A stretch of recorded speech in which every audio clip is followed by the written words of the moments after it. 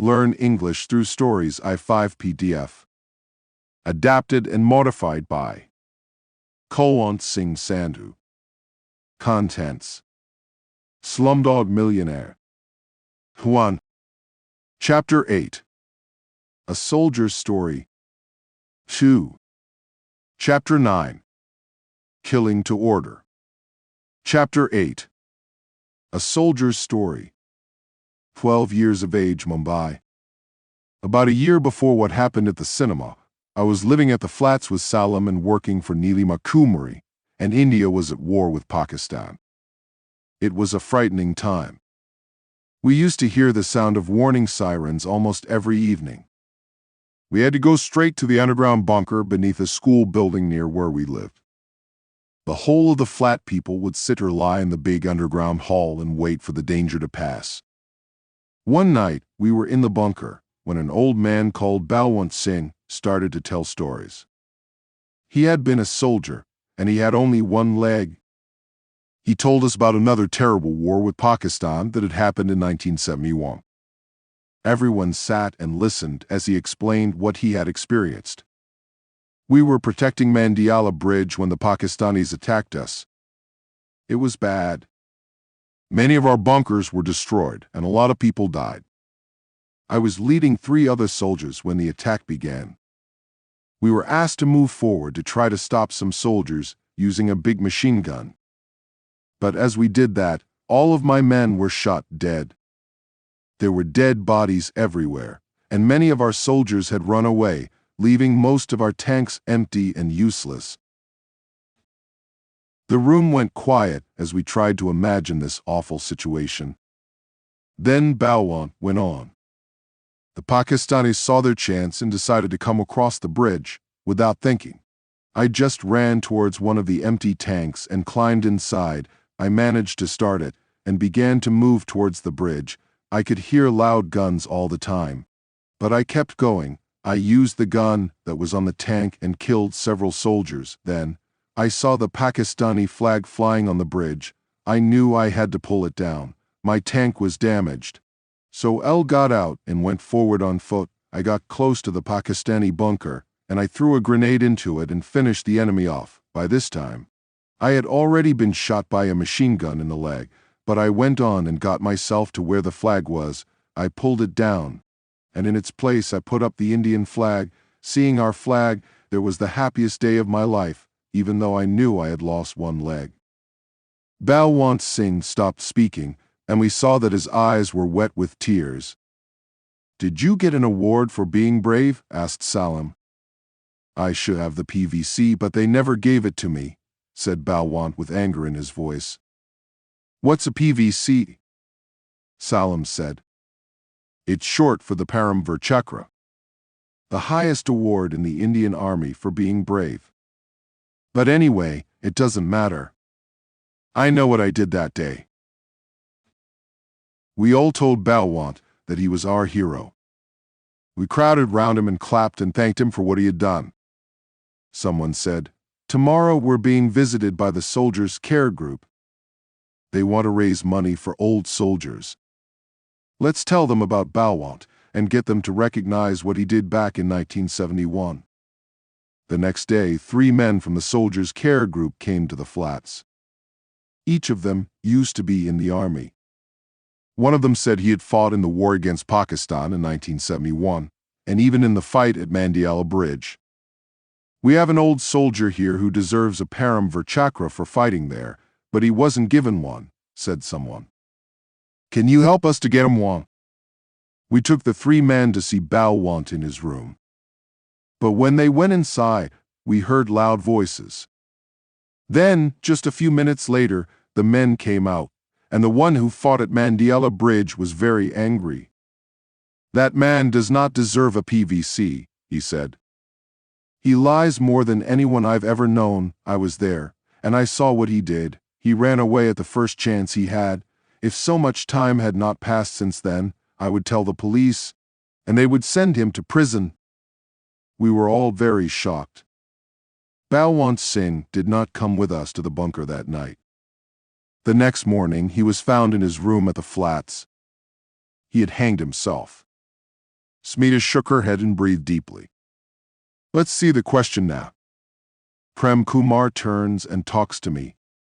Mr. Thomas, are you ready for question 8? Yes, I tell him. I am. Okay. Which is the highest award given to a soldier in the Indian Army? Is it A. Mahavir Chakra, B. Paramvir Chakra, C. Shaurya Chakra, or D. Ashok Chakra? The music starts. I think back to the bunker. It's B. Paramvir Chakra, I reply. Prem Kumar looks surprised. He thinks I am guessing. Are you sure? Yes. The drumming starts. The audience is silent. Moments later, the answer appears on the screen. That's correct, shouts Prem Kumar. The audience is clapping and shouting too. I smile. Prem Kumar does not. Chapter 9. Killing to Order. I 8 years of age, Mumbai. When I first arrived in Mumbai from Agra, I decided not to contact Salim. It had been 5 years since I had last seen him, and I missed him. However, I had plans that might put him in danger. But then, 3 months later, I was walking down the street when I suddenly saw him. Mohammed, he cried and put his arms around me. Where have you been all these years? Soon, we were sitting in a park and talking. Salim looked good. He was taller and even more handsome than before. He was excited to tell me that he was now having acting classes. Guess who's paying for my classes, he said. I don't know who. Abbas Rizvi, the famous producer, he's offered me the role of a hero when he makes his next film, which will be in 2 years' time, when I am 18. But he's training me now. That's great, Salim. Tell me how this all came to happen. So, this is Salim's story, in his own words. After you went away so suddenly, I went on with my life, carrying lunches to people every day. But I also still dreamt of becoming an actor. One day, I met a man called Mukesh Rao. He had photographs of himself with famous film stars on his wall. He told me he worked part-time as a film extra. I asked him if he could help me get work as an extra too, and he said maybe he could. He told me to pay for several really good photos of myself in different clothes and places.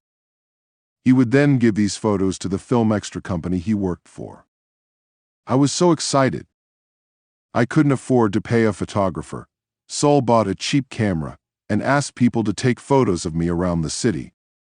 One photo was of me standing on the beach, and another I was sitting on someone's motorbike, and there were several of me in different clothes.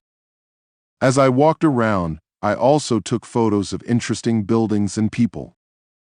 The last photo I took was of a middle-aged man who was sitting on a wall and smoking.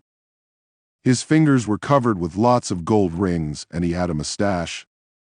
It was only afterwards that I realized whose picture I had taken.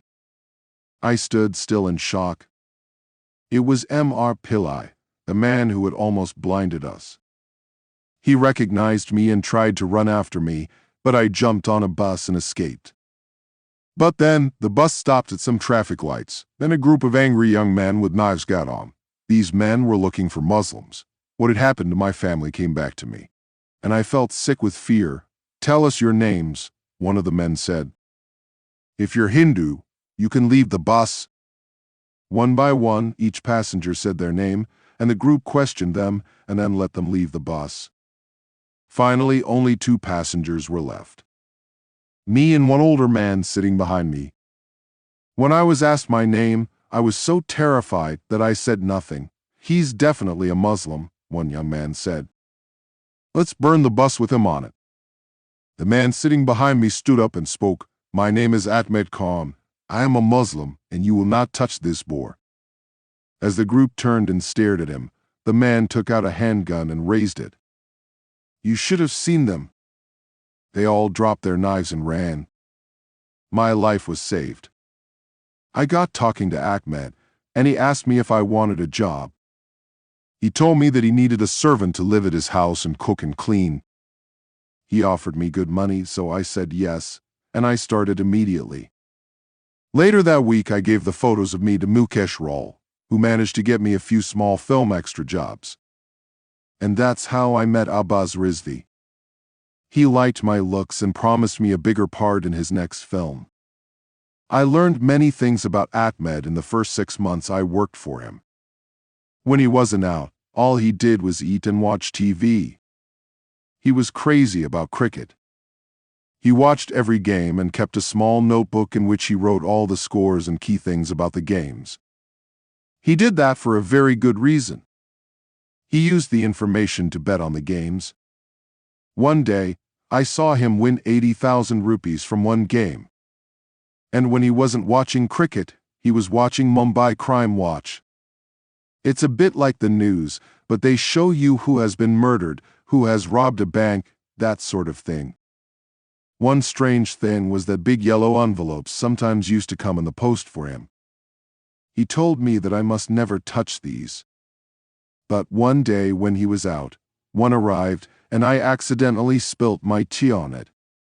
I was worried that any papers inside would be damaged, so I carefully opened it and pulled out the documents. Inside was one photo of a man's face and a sheet of information which said, Name: Vithalbhai Ghorpade, age 56. Address: 73 Marv Road, Malad. These sheets were dry, so I quickly put them back in the envelope. In the evening, I gave Ahmed the envelope. 2 weeks later, Ahmed was sitting watching Mumbai Crime Watch as usual while I was cooking. I could hear the presenter talking. In yet another terrible event in Malad, police are looking for clues to the murder of Vithalbhai Ghorpade. He was found shot dead in his house on Marv Road last night. I heard the name, and I heard Ahmed laugh, so I turned to look. There on the screen was the face of the man from the photo in the envelope. Another yellow envelope arrived a month later. I carefully opened it and saw another photograph, this time of a young man, with a different name and address. I read the information carefully and remembered it. A week or so later, the murder of that person was announced on the Crime Watch program. Again, Ahmed laughed. I understood immediately. Ahmed was being paid to kill people. I was worried about it because it was dangerous, for him and for me. And then, one day, everything went wrong. It was about 4 months ago, the 20th of February. I remember it well because India was playing Australia, and it was a really big game. Ahmed had just placed a huge bet on Sachin Malvankar getting his 37th century that day. It was a very exciting game, and Malvankar was doing well, but at the last minute things went wrong. He did not get his 37th century. Ahmed was very angry and left the house. Soon after he had left, another yellow envelope came. I carefully opened it, and I was really shocked at what I saw inside. It was a photograph of Abbas Rizvi, the producer who had promised me a part in his film. I could not let Ahmed murder him. But what could I do? I immediately went to Rizvi and told him about it. I showed him the photo and the information. He said he would go to Dubai and hide for a year. In return for what I had done, he promised to make me a hero when he came back, and that is why he offered to pay to train me.